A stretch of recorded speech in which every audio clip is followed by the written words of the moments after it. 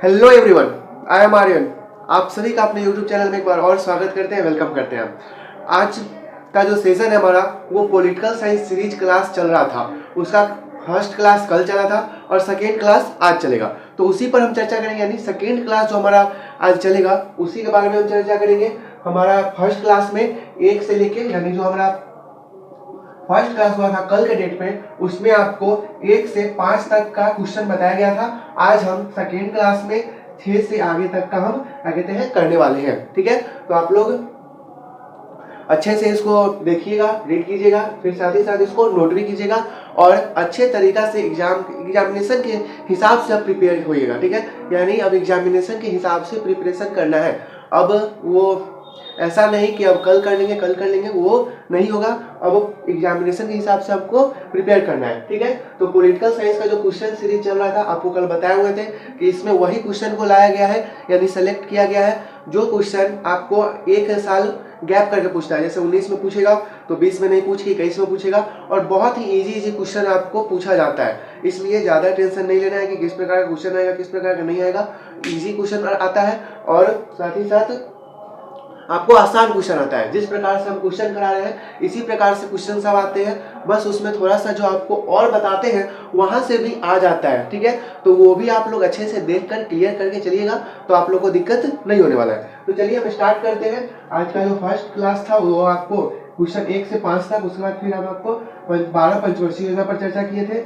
उसके बाद आज जो है वो सेकेंड क्लास में चलेंगे, और सेकेंड क्लास स्टार्ट करने से पहले आप लोग हमारे चैनल पर अगर नए हैं तो सबसे पहले सब्सक्राइब कर लीजिए और साथ ही साथ बेल आइकन को भी प्रेस कर लीजिए, ताकि वीडियो आपको चैनल पर डलाते ही आपको मतलब नोटिफिकेशन चला जाए और आप लोग उससे अच्छे से देख सके और उसको पढ़ सके। साथ ही साथ आप लोग इस चैनल को भी ज़्यादा से ज़्यादा शेयर कीजिएगा, इस वीडियो को भी ज़्यादा से ज़्यादा शेयर कीजिए, ताकि जो अब 1.25 महीना का टाइम बचा हुआ है उसमें कुछ हम जो आपको बता रहे हैं वो आप लोग अच्छे से कवर कर सके और आगे जाकर एग्जाम अच्छे से दे सके। ठीक है, तो चलिए पॉलिटिकल साइंस का सीरीज का आज हम छठा क्वेश्चन देखेंगे, क्योंकि कल 1 से 5 तक देख चुके थे। आज हमारा छठा क्वेश्चन है। चलिए स्टार्ट करते हैं।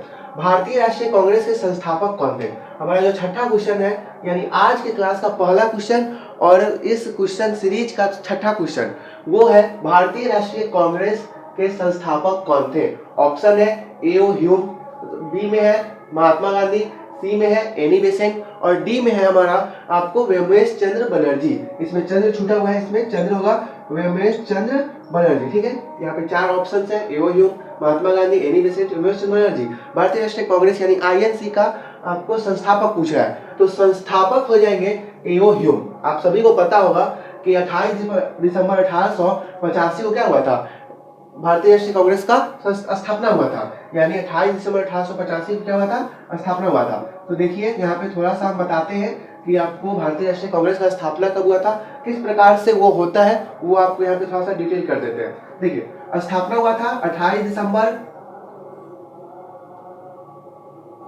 1885 को। अब भाई पूछा जाता है कि कहाँ हुआ था? स्थापना हुआ था, तो स्थापना एक जगह होगा, यानी कोई स्थान होगा, एक केंद्र पे स्थापना होगा। तो वो केंद्र का नाम था तेजपाल संस्कृत महाविद्यालय। ठीक है, तेजपाल संस्कृत महाविद्यालय, गोकुलदास तेजपाल संस्कृत महाविद्यालय, उसका पूरा नाम है गोकुलदास तेजपाल संस्कृत महाविद्यालय। तो ठीक है, आप ऐसे भी याद रखिएगा, तेजपाल संस्कृत या गोकुलदास तेजपाल संस्कृत महाविद्यालय, ये आपको यहीं पे आईएनसी का यानी कांग्रेस का स्थापना होता है। स्थापनाकर्ता के बारे में आप जान गए, एओ ह्यूम थे, यानी इनका पूरा नाम है एलन एक्ट्रोबियन ह्यूम। अब इसमें चर्चा हुआ कि स्थापना हुआ था, ये आईएनसी भाई एक पार्टी है, कांग्रेस क्या है? पार्टी है, तो कितने प्रतिनिधि होंगे? तो उस समय स्थापना के समय 72 प्रतिनिधि जो थे वो हिस्सा लिए थे कांग्रेस में, और 72 प्रतिनिधि के साथ क्या हुआ था? तो कांग्रेस का स्थापना हुआ था गोकुलदास तेजपाल संस्कृत महाविद्यालय के प्रांगण में। ठीक है, तो 72 प्रतिनिधि के साथ, और जब एओ संस्थापक बने तो ये आपको एक अध्यक्ष चुने, यानी भारतीय राष्ट्रीय कांग्रेस आप एक पार्टी को चलाने के लिए क्या चाहिए? अध्यक्ष चाहिए। तो उसी अध्यक्ष को चुनने के लिए इन्होंने जो नाम आपको दिया, और अध्यक्ष का नाम था व्योमेश चंद्र बनर्जी। ठीक है, व्योमेश चंद्र बनर्जी। रमेश चंद्र बनर्जी ये क्या बने, तो भारतीय राष्ट्रीय कांग्रेस के प्रथम अध्यक्ष बने और यह पहली बार कलकत्ता अधिवेशन में बने थे। कहाँ, तो कलकत्ता अधिवेशन। ठीक है, याद रखिएगा, अधिवेशन भी पूछता है कि कौन से अधिवेशन में रमेश चंद्र बनर्जी पहली बार अध्यक्षता किए थे, तो कलकत्ता अधिवेशन में। स्थापना 28 दिसंबर 1885 को हुआ था। गोकुलदास तेजपाल संस्कृत महाविद्यालय के प्रांगण में 72 प्रतिनिधियों ने इस पार्टी में मतलब इस दिन को हिस्सा लेकर और भारतीय राष्ट्रीय कांग्रेस का क्या हुआ, नींव डाला। उसके बाद अध्यक्ष रमेश चंद्र बनर्जी बने थे कलकत्ता अधिवेशन से। इतना बात क्लियर हो गया।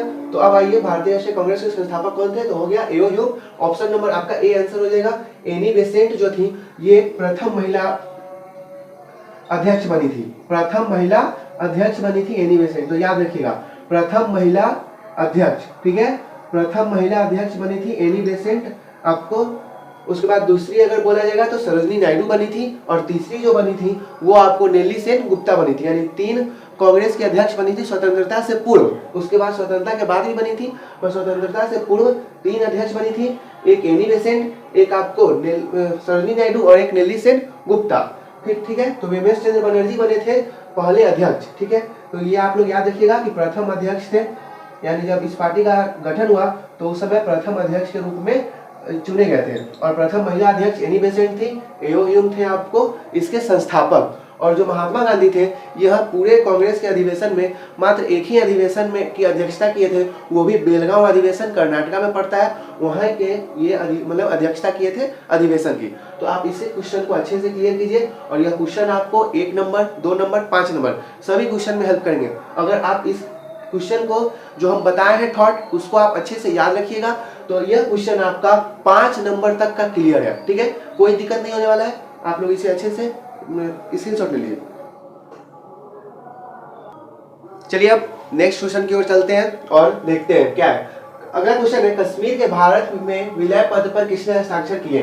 कल आपको अगर कल का क्लास आप लोग अच्छे से देखे होंगे तो उसमें हम बताए थे कि हैदराबाद, जूनागढ़ और कश्मीर क्या होता है, आपको यह भारतीय संघ में मिलने से मना कर देता है। जब सरदार पटेल देशीकरण कर रहे थे यानी पूरा राष्ट्र को एक जगह कर रहे थे, उस समय ये 3 आपको जो प्रांत था वो देश मतलब नहीं मिल रहा था। फिर सरदार पटेल क्या करते हैं तो आपको यहाँ पे हैदराबाद में सैनिक को भेजते हैं, वो फिर जीतते हैं। उसके बाद जूनागढ़ देखता है कि सैनिक भाई चला गया, उसके बाद उस हैदराबाद का बहुत स्थिति गंभीर हो गया था तो जूनागढ़ अपने आत्मसमर्पण करके खुद से विलय कर लेता है। कश्मीर बोलता है कि हम स्वतंत्र रहेंगे तो सरदार पटेल बोलते हैं ठीक है भाई अपना स्वतंत्र रहो कोई बात नहीं। तो फिर मतलब यह खबर सुनते ही पाकिस्तान कश्मीर पर हमला करता है। अब कश्मीर चाहता है कि अब पाकिस्तान में न जाए तो क्या करें, अब सरदार पटेल के पास पहुंचते हैं राजा हरि सिंह कि अब मेरा मदद कीजिए। ये बोलते हैं कि ठीक है हम मदद करने के लिए तैयार हैं, हम अब भी आप भारतीय सैनिक को आपके क्षेत्र में प्रवेश कराकर पाकिस्तान मतलब पाकिस्तानी सैनिक को हटा देंगे, पर आप भारतीय संघ में कश्मीर को विलय कर दीजिए यानी हमारे में मिल जाइए। ये बोलते हैं ठीक है आइए हम कर देते हैं। ये कहते हैं 26 अक्टूबर 1947 को क्या करते हैं राजा हरि सिंह विलय कर देते हैं। सरदार पटेल के सामने यहाँ पे साइन मतलब हस्ताक्षर कर विलय कर लेते हैं कश्मीर को। ठीक है, तो इसका आंसर आप लोग जान ही गए होंगे राजा हरि सिंह है, क्योंकि हम ईस्वी में आपको बता चुके हैं कि इसका मतलब क्या हो जाएगा, राजा हरि सिंह विलय कर लिए थे। तो कश्मीर के भारत में विलय पत्र पर किसने हस्ताक्षर किया, तो आपको राजा हरि सिंह। ऑप्शन नंबर जो डी है ये आपका बिल्कुल राइट है। ठीक है, ऑप्शन नंबर जो डी है वो बिल्कुल आपको राइट है, एकदम अच्छे से इसको देख लीजिएगा। और विलय जो हम बोले हैं कि आपको 26 अक्टूबर 1947 को किया गया था। कब किया गया था, 26 अक्टूबर 1947 ईस्वी को जो है वो आपको राजा हरि सिंह जो थे वो कश्मीर को भारतीय संघ में क्या कर देते हैं, विलय करवा देते हैं। ठीक है, याद रखिएगा 26 अक्टूबर 1947 को ही मतलब कश्मीर भारतीय संघ का हिस्सा बन गया था। लॉर्ड माउंटबेटन जाएंगे तो स्वतंत्र भारत के प्रथम गवर्नर जनरल थे ये लॉर्ड माउंटबेटन। सरदार पटेल भारत के प्रथम स्वतंत्र भारत के प्रथम उप प्रधानमंत्री और गृह मंत्री थे। उसके बाद इनको आयरन मैन ऑफ इंडिया का उपाधि भी मिला था। तो देख लीजिए iron of man of India का इनको क्या मिला था, उपाधि मिला हुआ था सरदार पटेल को। ठीक है, जवाहरलाल नेहरू आप सभी लोग जानते हैं कि यह स्वतंत्र भारत क्या क्या थे, तो प्रथम प्रधानमंत्री और विदेश मंत्री थे, प्रथम प्रधानमंत्री और विदेश मंत्री। और साथ ही साथ इनका सबसे लंबा कार्यकाल है अब तक इनका रिकॉर्ड कोई नहीं तोड़ा है। लगातार 3 वर्षों के यानी 15 अगस्त 1947 से 27 मई 1964 तक, जब तक इनका निधन नहीं हुआ था तब तक ये पद पर थे। ठीक है, उसके बाद राजा हरि सिंह आप जान गए कि यह पाकिस्तान मतलब कश्मीर के क्या थे, तो राजा थे। और लॉर्ड माउंटबेटन ये आपको स्वतंत्र भारत के प्रथम गवर्नर जनरल थे। तो आप लोग इस क्वेश्चन को अच्छे से देखकर और स्क्रीनशॉट ले लीजिए और इसको अच्छे से क्लियर कर लीजिएगा। चलिए अब नेक्स्ट क्वेश्चन की ओर चलते हैं। अगला प्रश्न हमारा क्या कर रहा है, तो भारत में लौह पुरुष के नाम से किन्हें जानते हैं। इससे पहले हम चर्चा किए थे कि आयरन मैन ऑफ इंडिया वही है लौह पुरुष, यानी भारत में लौह पुरुष, भारत का लौह पुरुष। तो आपको पता है कि भारत का लौह पुरुष किसे कहा जाता है, सरदार वल्लभ भाई पटेल। इसका जो राइट आंसर हो जाएगा वो सी हो जाएगा। ठीक है, याद रखिएगा, भारत में लौह पुरुष के नाम से किन्हें जाना जाता है, तो सरदार वल्लभ भाई पटेल को, यानी आयरन मैन ऑफ इंडिया कहेंगे तो सरदार वल्लभ भाई पटेल। अगर आयरन लेडी ऑफ इंडिया कहेंगे तो क्या हो जाएंगे, आयरन लेडी ऑफ इंडिया, तो वो हो जाएंगे आपको इंदिरा गांधी। क्या हो जाएंगे, Indira Gandhi. Iron lady of India हो जाएंगे आपको इंदिरा गांधी। इससे याद रखिएगा, आयरन मैन ऑफ इंडिया कहेंगे तो सरदार वल्लभ भाई Patel, iron lady of India कहेंगे तो इंदिरा गांधी हो जाएंगे। ठीक है, उसके बाद यह आपको एक उपाधि है लौह पुरुष, उनको मिला हुआ था सरदार वल्लभ भाई पटेल को। ठीक है, अब यहाँ से देखते हैं कुछ एक्स्ट्रा बात देखते हैं, क्योंकि यहाँ पे क्वेश्चन आ रहे हैं, आप देखते रहिए। महात्मा गांधी को क्या कहा जाता है, तो महात्मा गांधी को राष्ट्रपिता कहा जाता है। ठीक है, पहला कहा जाता है राष्ट्रपिता, उसके बाद इनको बापू भी कहा जाता है, इनको महात्मा भी कहा जाता है। ठीक है, तो याद रखिएगा, बापू, राष्ट्रपिता, महात्मा, ये सब मेन है, आपको बता दिए हैं। पंडित नेहरू को हम लोग क्या कहते हैं, तो चाचा नेहरू के नाम से जानते हैं पंडित नेहरू को, याद रखिएगा। सरदार वल्लभ भाई पटेल को क्या कहते हैं, तो लौह पुरुष एक कहते हैं। यहाँ पे क्वेश्चन ही है तो हम लिख देते हैं कि लौह पुरुष कहते हैं। उसके बाद इनको सरदार की उपाधि मिली थी। आप लोग जानते हैं कि सरदार की उपाधि जो इनको मिली हुई थी वो बारदोली की महिलाओं द्वारा महात्मा गांधी ही दिए थे। महात्मा गांधी क्या किए थे, तो बारदोली की महिला क्या कहते हैं बोली हुई थी कि वल्लभ भाई पटेल जी को सरदार की उपाधि दिया जाए, तो महात्मा गांधी सरदार की उपाधि वल्लभ भाई पटेल को दे देते हैं। ठीक है, उसके बाद सुभाष चंद्र बोस को क्या कहा जाता है, तो इनको जो है देश नायक कहा जाता है। और उसके बाद इनको नेताजी भी कहा जाता है, क्योंकि आप लोग जानते होंगे कि इनका पूरा नाम ही है नेताजी सुभाष चंद्र बोस। ठीक है, तो वो इनको उपाधि मिला हुआ है देश नायक का, नेताजी का। उसके बाद फिर हम कुछ एक्स्ट्रा में भी देख लेते हैं, जैसे आपको एक हो जाएंगे राजा जी, तो राजा जी के नाम से किया जाता है, मतलब जाना जाता है, तो राजा राम मोहन राय को जाना जाता है। राजा राम मोहन राय, याद रखिएगा, राजा जी के नाम से किन्हें जाना जाता है, तो राजा राम मोहन राय को जाना जाता है। फिर अगला देखेंगे अगर हम, तो अगला में हो जाएगा आपको कायदे आजम के नाम से किन्हें जाना जाता है, मतलब जाना जाता है कायदे आजम, तो ये आपको जाना जाता है मोहम्मद अली जिन्ना को। आप सभी को पता होगा कि मोहम्मद अली जिन्ना को किस नाम से जाना जाता है, तो कायदे आजम के नाम से जाना जाता है। फिर आ जाएगा आपको गुरुदेव, इसे भी अच्छे से देखिएगा, तो गुरुदेव रविन्द्रनाथ टैगोर को कहा जाता था, रविन्द्रनाथ टैगोर को कहा जाता था। क्या, तो गुरुदेव रविन्द्रनाथ टैगोर को कहा जाता था। फिर आजाद शत्रु या देश रत्न, आजाद शत्रु या देश रत्न, तो आजाद शत्रु और देश रत्न किसे कहा जाता है, तो ये डॉक्टर राजेंद्र प्रसाद जी को कहा जाता है। ठीक है, जो भारत के हमारे मतलब प्रथम राष्ट्रपति भी रहे हैं, डॉक्टर राजेंद्र प्रसाद, इन्हीं को कहा जाता है आजाद शत्रु या देश रत्न। तो इसमें जितना भी है आप लोग अच्छे से क्लियर करके चलिएगा। देखिए, इसमें आ गया महात्मा गांधी जिन्हें राष्ट्रपिता, बापू, महात्मा कहा जाता है। उसके बाद फिर इसमें आ जाता है आपको पंडित नेहरू जिन्हें चाचा नेहरू के नाम से मतलब जाना जाता है। उसके बाद हो जाएगा सरदार वल्लभ भाई पटेल, लौह पुरुष सरदार कहा जाता है। सुभाष चंद्र बोस देश नायक नेताजी कहा जाता है। आजाद शत्रु या देश रत्न किन्हें कहा जाता है, तो डॉक्टर राजेंद्र प्रसाद जी को कहा जाता है। फिर राजा जी किन्हें कहा जाता है, तो राजा राम मोहन राय को। कायदे आजम किन्हें कहा जाता है, तो मोहम्मद अली जिन्ना को कहा जाता है। गुरुदेव के नाम से किन्हें जाना जाता है, तो रविन्द्रनाथ टैगोर जी को जाना जाता है। आयरन लेडी ऑफ इंडिया किन्हें कहते हैं, तो इंदिरा गांधी को कहते हैं। ये सभी बातें को आप लोग अच्छा से याद रखिएगा। और यह जो प्रश्न है भारत में लौह पुरुष के नाम से किन्हें जाना जाता है, इसका जो राइट आंसर होगा सी होगा, सरदार वल्लभ भाई पटेल। आप लोग इसे अच्छा से क्लियर कर लीजिए।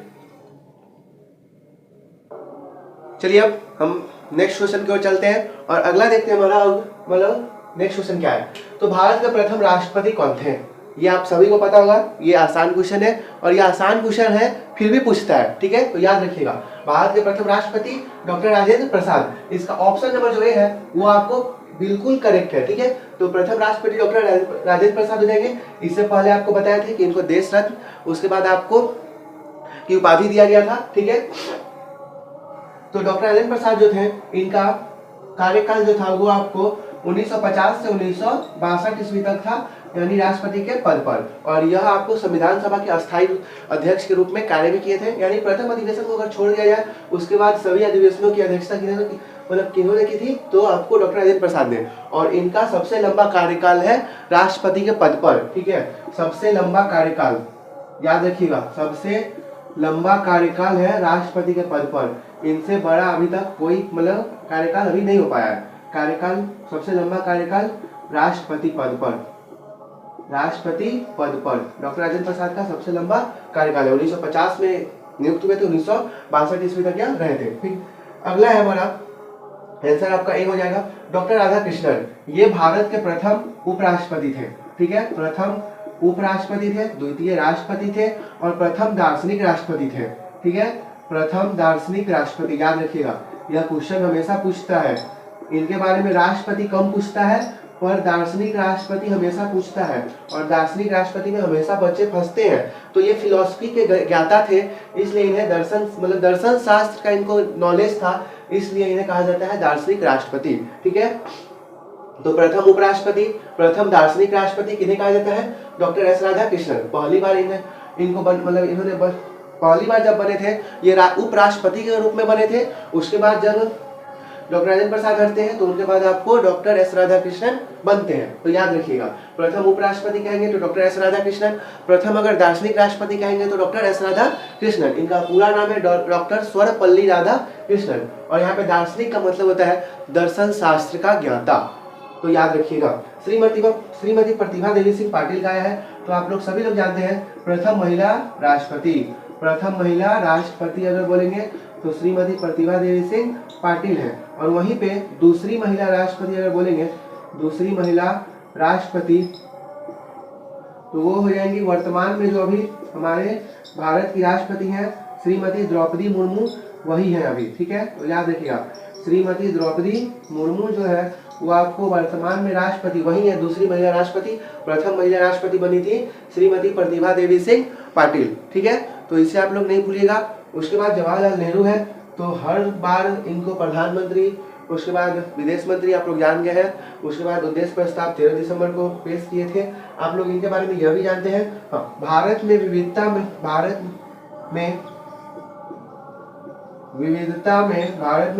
में एकता की विशेषता ही इन्होंने ही बताया था, ठीक है। एकता की विशेषता, भारत में विविधता में एकता की विशेषता किन्होंने दिया था? तो जवाहरलाल नेहरू ने। तो याद रखिएगा, भारत में विविधता में एकता की जो विशेषता है वो जवाहरलाल नेहरू दिए थे। श्रीमती प्रतिभा देवी सिंह पाटिल जो है प्रथम महिला राष्ट्रपति है। दूसरी महिला राष्ट्रपति श्रीमती द्रौपदी मुर्मू है। डॉक्टर एस राधाकृष्णन प्रथम उपराष्ट्रपति है, द्वितीय राष्ट्रपति है, प्रथम दार्शनिक राष्ट्रपति है। तो दार्शनिक राष्ट्रपति याद रखना है आप लोग को। डॉक्टर एस राजेंद्र प्रसाद कहेंगे तो सबसे लंबा कार्यकाल राष्ट्रपति पद पर 1950 से लेकर 1962 ईस्वी तक है। उसके बाद यह बिहार के ही नागरिक है, सबसे बड़ी बात है। उसके बाद आपको संविधान सभा के यह अध्यक्ष भी रह चुके हैं, ठीक है। तो भारत के प्रथम राष्ट्रपति कौन थे? तो ऑप्शन नंबर ए आपका बिल्कुल सही है, डॉक्टर राजेंद्र प्रसाद। आप लोग इसे अच्छा से क्लियर करके स्क्रीनशॉट ले लीजिए। चलिए हम लोग नेक्स्ट क्वेश्चन की ओर चलते हैं। अगला प्रश्न हमारा जो कह रहा है वो है ताशकंद समझौता पर कब हस्ताक्षर हुआ था, ठीक है। आप लोग जानते हैं कि ताशकंद समझौता हुआ था, उसके बारे में हम पहले आपको कुछ बता देते हैं। ताशकंद समझौता हुआ था भारत और पाकिस्तान के बीच, यह आपको समझौता हुआ था। इसमें पहले पाकिस्तान भारत पर अटैक करता है, उसमें आपको पाकिस्तान हारता है, तब कोसोजिन रहते हैं रूस के आपको राष्ट्राध्यक्ष। तो वो बोलते हैं कि भारत और ताशकंद समझौता कराने में सबसे बड़ा भूमिका था कोसोजिन का, इतना याद रखिएगा, ठीक है। यही 12th में आपको यही क्वेश्चन पूछा जाता है कि सबसे बड़ा भूमिका किसका था ताशकंद समझौता कराने में, तो वो था कोसोजिन का, इतना याद रखिएगा। फिर है जो ताशकंद समझौता हुआ है वो आपको 10 जनवरी 1966 को होता है, आपको उज्बेकिस्तान में, यानी सोवियत संघ अभी वर्तमान उज्बेकिस्तान में ताशकंद स्थान है, वहीं पे 10 जनवरी 1966 को क्या होता है? तो ताशकंद समझौता कराया जाता है। यह भारत और पाकिस्तान के बीच हुआ था, और उस समय भारत के प्रधानमंत्री थे श्री लाल बहादुर शास्त्री, और जो आपको पाकिस्तान के प्रधानमंत्री थे वो थे आपको ये क्या नाम है? अयूब खां, ठीक है। अयूब खान उस समय पाकिस्तान के राष्ट्रपति थे और भारत के प्रधानमंत्री श्री लाल बहादुर शास्त्री थे। तो इतना याद रखना है, ठीक है। तो ताशकंद समझौता पर कब हस्ताक्षर हुआ था? अब आपको आंसर मिल गया होगा 10 जनवरी 1966 को। इसका जो राइट, तो ताशकंद समझौता कब हुआ था? 10 जनवरी 1966 को, याद रखिएगा, ठीक है। तो यह इसका जो डेट है वो है आपको 10 जनवरी 1966, याद रखिएगा। ताशकंद समझौता हुआ था। भारतीय प्रधानमंत्री श्री लाल बहादुर शास्त्री और आपको पाकिस्तानी राष्ट्रपति अयूब खान के बीच। उसके बाद आपको एक आता है, तो इसका जो राइट आंसर है वो आपको ए है। ये राइट आंसर है, यही आपको आंसर होगा। ताशकंद समझौता 1966 में, 10 जनवरी 1966 को। अब है 1972, थोड़ा सा जानते हैं। तो 2 जुलाई, याद रखिएगा ये भी डेट, 2 जुलाई 1972 ईस्वी को शिमला समझौता होता है। यह भी समझौता भारत और पाकिस्तान के बीच ही होता है, ठीक है। तो उस समय भारतीय प्रधानमंत्री भी अलग थे और पाकिस्तानी राष्ट्रपति भी अलग थे। तो उस समय भारत के जो प्रधानमंत्री थे, यानी शिमला समझौता के समय भारतीय प्रधानमंत्री श्रीमती इंदिरा गांधी थी और जो पाकिस्तानी मतलब राष्ट्रपति थे वो थे जुल्फिकार अली भुट्टो। तो याद रखना है। फिर है 1998, तो यह भी डेट आप मतलब जो ईस्वी है वो भी बहुत महत्वपूर्ण है, क्योंकि आप लोग जानते हैं कि सबसे ज्यादा विस्फोट इसी में हुआ था। पूरा देश को मिर्ची जो होता है इसी में लगा हुआ था। सबसे ज्यादा अमेरिका को लगा हुआ था, पाकिस्तान को लगा हुआ था। भाई देखता रह गया क्या कर दिया भारत, क्योंकि 11 मई 1998 ईस्वी को हमारा भारत जो है वो दूसरा परमाणु परीक्षण कर देता है। क्या कर देता है?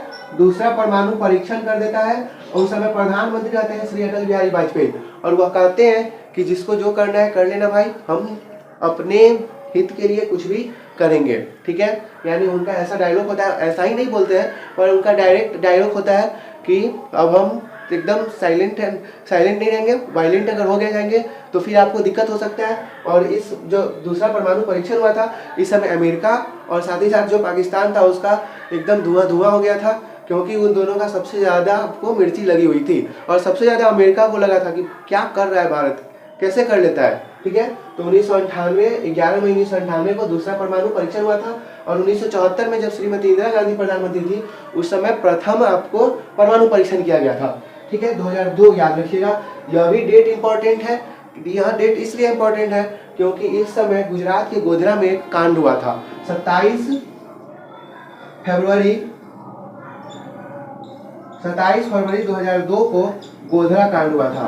गोधरा कांड, इसमें आप लोग अगर पढ़िएगा तो इसमें देता है कि मुसलमान समुदाय द्वारा, यानी मुस्लिम समुदायों द्वारा क्या कहते हैं, हिंदुओं के मतलब जो ट्रेन जा रही होती है उसमें हिंदू रहते हैं, उस ट्रेन को जला दिया जाता है, जिसमें हिंदू बहुत संख्या में मारे जाते हैं, ठीक है। तो 27 फरवरी 2002 को गोधरा कांड हुआ था। यह गुजरात में पड़ता है गोधरा कांड।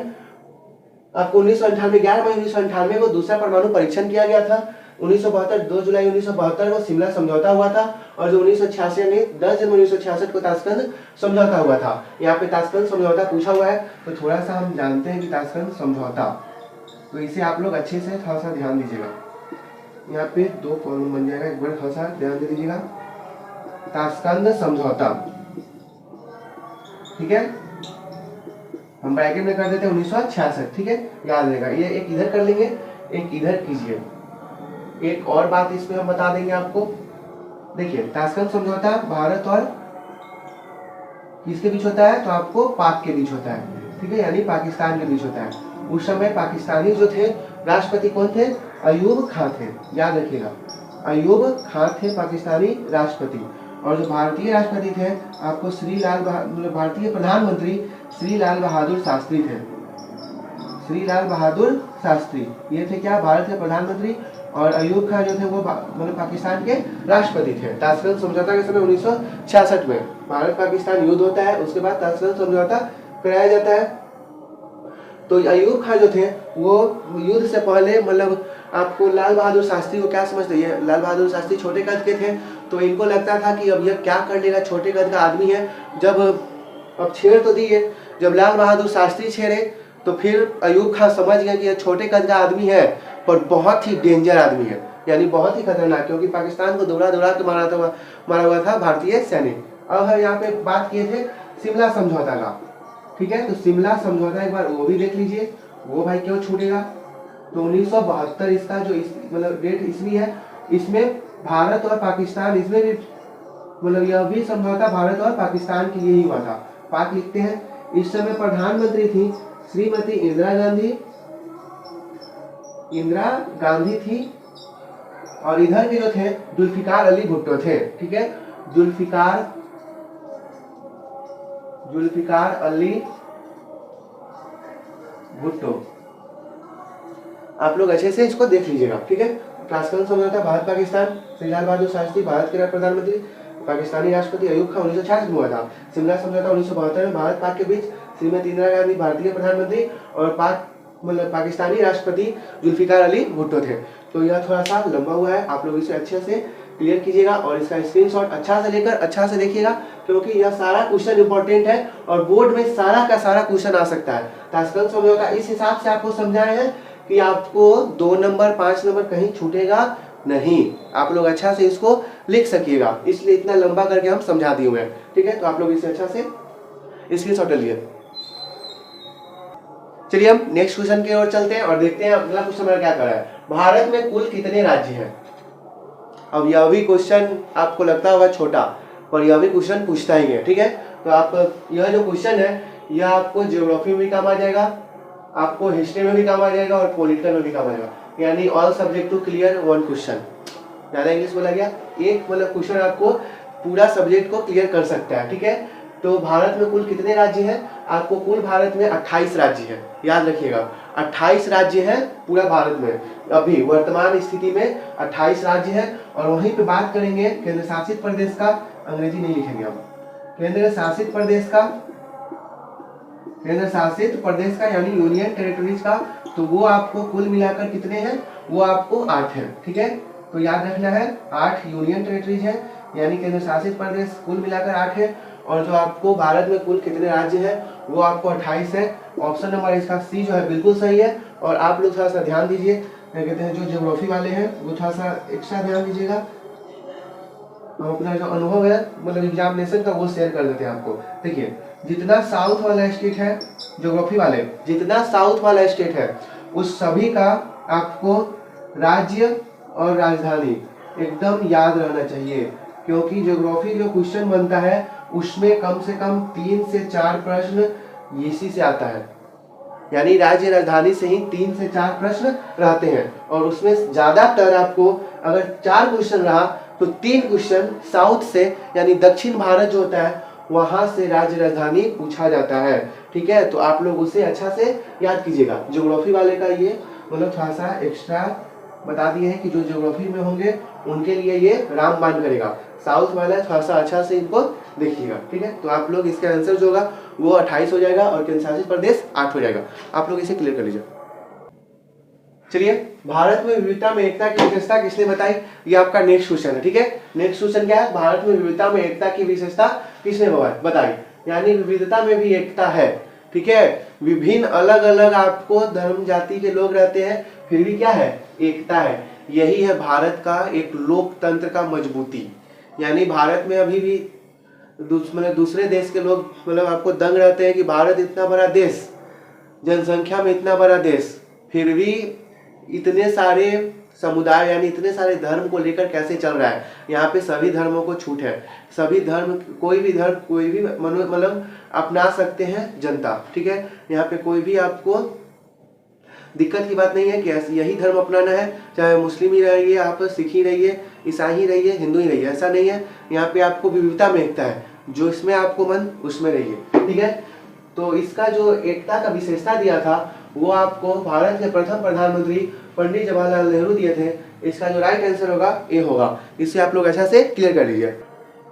चलिए अब अगला क्वेश्चन देखते हैं। हमारा अगला क्वेश्चन अब क्या कर रहा है। ठीक है, तो अगला क्वेश्चन है 1885 ईस्वी में किस राजनीतिक दल की व्यवस्था मतलब स्थापना हुई थी? तो 1885 याद कीजिए। 1885 हम इससे पहले आपको क्वेश्चन में बताए होंगे। तो 1885 जो है वो आपको भारतीय राष्ट्रीय कांग्रेस का स्थापना हुआ था। ठीक है, तो इसका जो राइट आंसर हो जाएगा ए हो जाएगा। भारतीय राष्ट्रीय कांग्रेस का स्थापना 28 दिसंबर 1885 को हुआ था। तो याद रखना है कि 1885 में किस राजनीतिक दल का स्थापना हुआ था? तो भारतीय राष्ट्रीय कांग्रेस INC का। ठीक है, ये ह्यूम द्वारा किया गया था। अब है मुस्लिम लीग, इससे क्यों कर रहे हैं? मुस्लिम लीग का स्थापना कब हुआ था? तो मुस्लिम लीग का स्थापना याद रखिएगा 30 दिसंबर 1906 ईस्वी को हुआ था और इसका जो स्थापना हुआ था वो ढाका में हुआ था, ठीक है। और इसका जो स्थापना हुआ था वो मुंबई में हुआ था, यानी कांग्रेस का स्थापना मुंबई में हुआ था, मुस्लिम लीग का स्थापना 30 दिसंबर 1906 ईस्वी को ढाका में हुआ था। अब है भारतीय जनता पार्टी यानी बीजेपी, तो इसका जो स्थापना हुआ था 6 अप्रैल 1980, ठीक है। 6 अप्रैल 1980 को इसका स्थापना हुआ था और इसके जो संस्थापक थे वो अभी हम जान लेते हैं कि जो संस्थापक थे वो कौन कौन थे। यानी बीजेपी के जो संस्थापक थे उनका नाम है अटल बिहारी वाजपेयी जी, यानी अटल बिहारी वाजपेयी जी, और आपको एल के आडवाणी यानी लाल कृष्ण आडवाणी, यही दोनों जो थे वो बीजेपी की स्थापना किए थे। 6 अप्रैल 1980 ईस्वी को मतलब भारतीय जनता पार्टी का स्थापना हुआ था। अटल बिहारी वाजपेयी और लाल कृष्ण एल के आडवाणी द्वारा बीजेपी का स्थापना किया गया था। अब है जनता पार्टी, तो जनता पार्टी का स्थापना 1977 ईस्वी में होता है, ठीक है। इसका डेट शायद 23 जनवरी 1977 होगा, ठीक है। 23 जनवरी आप लोग थोड़ा सा देख लीजिएगा, 23 जनवरी 1977 होना चाहिए इसका डेट। जनता पार्टी का स्थापना 1977 में हुआ था और इस मतलब जनता पार्टी की ओर से पहले प्रधानमंत्री बने थे मोरारजी देसाई, याद रखिएगा। मोरारजी देसाई क्या बने थे, तो जनता पार्टी की ओर से प्रथम प्रधानमंत्री। भारतीय जनता पार्टी की ओर से प्रथम प्रधानमंत्री कौन बने थे, अटल बिहारी वाजपेयी, ठीक है। मुस्लिम लीग तो ये आपको पाकिस्तान का था, यानी मोहम्मद अली जिन्ना का ये था। भारतीय राष्ट्रीय कांग्रेस की ओर से प्रथम प्रधानमंत्री कौन बने थे, तो पंडित जवाहरलाल नेहरू बने थे। आप लोग इस बात को अच्छे से याद रखिएगा, इसे अच्छा से स्क्रीनशॉट लेकर क्लियर कर लीजिए। चलिए हम नेक्स्ट क्वेश्चन देखते हैं कि अगला क्वेश्चन क्या कर रहा है। तो स्वतंत्र भारत के प्रथम गवर्नर जनरल कौन थे, ठीक है। यहाँ पे क्वेश्चन है स्वतंत्र भारत के प्रथम गवर्नर जनरल कौन थे। तो आइए स्वतंत्र भारत के प्रथम गवर्नर जनरल का नाम हम लोग जान लेते हैं। तो स्वतंत्र भारत के प्रथम गवर्नर जनरल जो थे, ऑप्शन देख लेते हैं पहले। लॉर्ड माउंटबेटन, सी राजगोपालाचारी, डॉक्टर राजेंद्र प्रसाद, सरदार पटेल, ठीक है। तो इसमें से आप दो अगर जो अच्छे से बुक को स्टडी किए होंगे, इसमें से सबसे पहले दो को छाट देंगे, डॉक्टर राजेंद्र प्रसाद को छाट देंगे और सरदार पटेल को छाट देंगे, क्योंकि स्वतंत्र भारत के प्रथम क्या बने थे, सरदार मतलब डॉक्टर राजेंद्र प्रसाद वो राष्ट्रपति बने थे और सरदार पटेल क्या बने थे, आपको गृह मंत्री भी बने थे और प्रधानमंत्री भी बने थे। अब बचे श्री राजगोपालाचारी मतलब चक्रवर्ती राजगोपालाचारी और लॉर्ड माउंटबेटन, तो इसी दोनों में से कोई बने होंगे। तो इसका जो आंसर होगा राइट वो आपको ऑप्शन नंबर ए होगा, बिल्कुल राइट आंसर होगा option number A, Lord Mountbatten. यानी स्वतंत्र भारत के प्रथम गवर्नर जनरल अगर कहेंगे तो हो जाएंगे लॉर्ड माउंटबेटन। ये क्या थे, प्रथम गवर्नर जनरल थे। यहाँ पे क्वेश्चन दिया ही हुआ है तो इसको आप लोग हटा के रखिए। चलिए, सी राजगोपालाचारी प्रथम भारतीय गवर्नर जनरल थे, ठीक है। ये भी गवर्नर जनरल बने थे पर क्या, प्रथम भारतीय गवर्नर जनरल। अब यह गवर्नर जनरल कैसे बने यह आपको हम बताते हैं थोड़ा सा। जब भारत का विभाजन हुआ यानी 1947 ईस्वी में जब भारत का विभाजन हुआ तो उस समय लॉर्ड माउंटबेटन बोले ठीक है भारत का विभाजन हो जाएगा, माउंटबेटन योजना के तहत हुआ था। मतलब उसके बाद इन्होंने शर्त रखा भारत और पाकिस्तान के बीच कि ठीक है आप अपना अपना विभाजन कर लीजिए, प्रधानमंत्री आप अपना अपना नियुक्त कर लीजिए, पर जब गवर्नर जनरल का बात आएगा वो हम ही बनेंगे।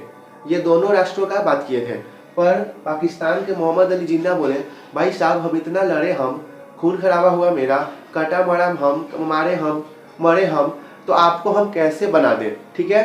तो पाकिस्तान से इनका नाता टूट गया, यानी पाकिस्तान वालों ने इनका साथ नहीं दिया, इनको भगा दिया। तो भारत में आए पंडित नेहरू के पास, तो पंडित नेहरू बने ठीक है आप बन जाइए। तो पंडित नेहरू बन गए भारत के प्रथम प्रधानमंत्री और जो लॉर्ड माउंटबेटन बन गए वो आपको उनको मतलब गवर्नर जनरल बना दिया गया। और पाकिस्तान के जो प्रथम गवर्नर जनरल बन गए वो बन गए आपको मोहम्मद अली जिन्ना और प्रधानमंत्री लियाकत अली को बना दिए, यही बात है। उसके बाद लॉर्ड माउंटबेटन बन तो गए, उसके बाद भारतीयों ने देखा कि प्रधानमंत्री हमारा है तो ये गवर्नर जनरल क्यों मतलब इनका हुआ, मतलब आपको ब्रिटिश मुल्क का हुआ, पाकिस्तान वाले तो ऐसा नहीं किया, पाकिस्तान वाले अपना ही रखे हैं तो क्यों रखेगा। तो भारतीयों में थोड़ा थोड़ा आक्रोश होने लगा। तो महात्मा गांधी राय दिए जवाहरलाल नेहरू को कि भाई साहब अब इसको हटा दीजिए, अब इनके जगह पे कौन आएगा। तो भारतीय में चक्रवर्ती राजगोपालाचारी आपको प्रथम भारतीय गवर्नर जनरल के रूप में आपको मतलब प्रथम भारतीय गवर्नर जनरल के रूप में आपको आ गए, ठीक है, यानी सी राजगोपालाचारी। तो प्रथम भारतीय गवर्नर जनरल कौन हुए, आपको चक्रवर्ती राजगोपालाचारी। और अगर यहाँ से क्वेश्चन एक और पूछता है कि अंतिम गवर्नर जनरल कौन थे। ठीक है, स्वतंत्र भारत के अंतिम गवर्नर जनरल कौन थे। डायरेक्ट पूछता है कि अंतिम गवर्नर जनरल कौन थे।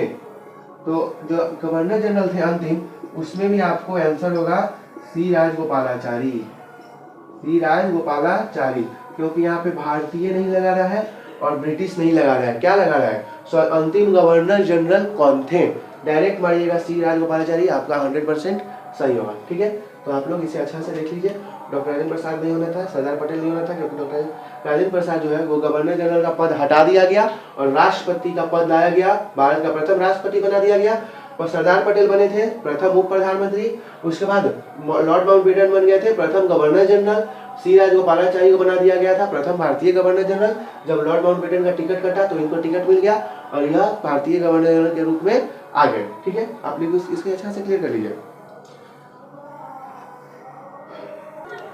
चलिए अब नेक्स्ट क्वेश्चन की ओर चलते हैं और अगला क्वेश्चन देखते हैं हमारा क्या कर रहा है। संविधान सभा के अध्यक्ष कौन थे। डायरेक्ट आंसर है डॉक्टर सच्चिदानंद सिन्हा होंगे नहीं, क्योंकि यह एक ही आपको मतलब संविधान सभा का जो पहला बैठक था उसी का बस अध्यक्षता किए थे, इसलिए ये होंगे नहीं। डॉक्टर BR अम्बेडकर होंगे नहीं, क्योंकि यह संविधान सभा के आपको के रूप में नहीं जाने जाते हैं, ये प्रथम विधि मंत्री बने थे। उसके बाद डॉक्टर S राधाकृष्णन होंगे नहीं, जो प्रथम उपराष्ट्रपति बने थे। Answer is clear, doctor Rajendra Prasad. Option number जो बी है वो बिल्कुल आपका राइट है। संविधान सभा के अध्यक्ष कौन थे, तो आपको डॉक्टर राजेंद्र प्रसाद। सच्चिदानंद सिन्हा अस्थायी अध्यक्ष थे संविधान सभा के। 9 दिसंबर का जो बैठक हुआ था उसके सिर्फ बने हुए थे अध्यक्ष। उसके बाद डॉक्टर BR अम्बेडकर विधि मंत्री थे। S राधाकृष्णन प्रथम दार्शनिक राष्ट्रपति उपराष्ट्रपति ये थे, आपको यह बता दिया गया। ठीक है, तो आज का जो आपका सेशन है यहीं पे एंड हुआ। यहाँ पे आपको 2 क्लास हुआ है, यानी आपका एक कल क्लास हुआ था और आज 1-2 क्लास हो गया। ठीक है, तो कुल मिला के आपका 2 क्लास अभी तक हो चुका है। तो 2 क्लास में आप लोग 15 क्वेश्चन को हम लोग क्लियर किए हैं। इस 15 ही क्वेश्चन नहीं मानिए, इसको आपको उसमें 20-25 बोले थे, इसमें धर के चलिए आप एकदम 50 का 50, यानी इसमें से अगर आप क्वेश्चन छाट के बनाइएगा, जिस हिसाब से हम बताए हैं आपको पूरा कुल मिलाकर, उस हिसाब से आपको इस आज के सेशन में से बस 50 क्वेश्चंस निकलेंगे। अगर आप अच्छा से इसको पढ़िएगा और नोटबुक में नोट कीजिएगा तो 50 क्वेश्चन निकलेंगे पूरा, और नोटबुक में नोट कर ही लीजिएगा, क्योंकि आपका एग्जाम अच्छा ही जाना है। तो आपको यही था आज का लास्ट क्वेश्चन हमारा, जो 15 था, ये क्लास 2 का लास्ट क्वेश्चन था। आज का जो सेशन है वो हमारा एंड हुआ। अब हम फिर मिलेंगे आपके साथ अगले क्लास में और नेक्स्ट क्वेश्चन के साथ। आपका जो पॉलिटिकल साइंस का सीरीज है उसमें हम कम बोले थे 50 क्वेश्चन रहेंगे, जिसमें से आपका अभी 15 क्वेश्चन हुआ है और 2 क्लास बीत चुका है। ठीक है, अब हम मिलेंगे नेक्स्ट वीडियो के साथ 16 नंबर के साथ। तो आप लोग तब तक के लिए टेक केयर, अच्छे से रहिए। ठंड बढ़ गई है, थोड़ा सा हेल्थ पर भी ध्यान दीजिए। ठीक है, बाय एंड टेक केयर।